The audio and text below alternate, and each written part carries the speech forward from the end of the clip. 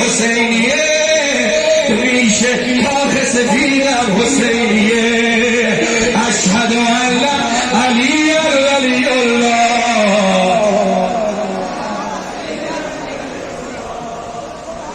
یسا بیاد بالا حیفه حرم امیرتون سر بزرگ همدم آها عشق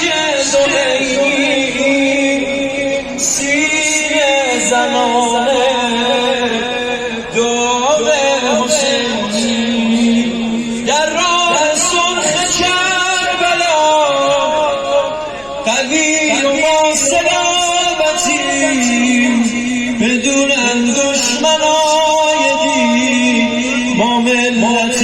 شهادتی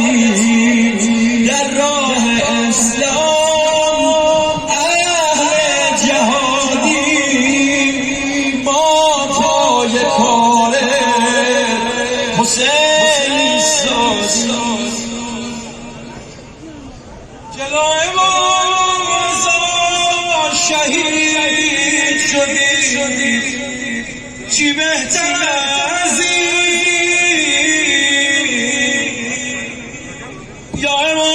امام آماده کنید با پیکر شهید میخواییم بریم داخل حرم امام رضا صحنه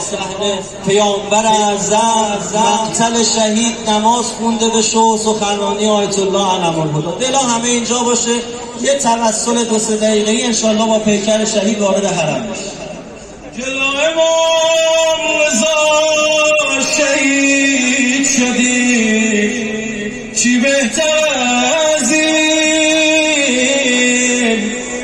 جلوی زهر و سفید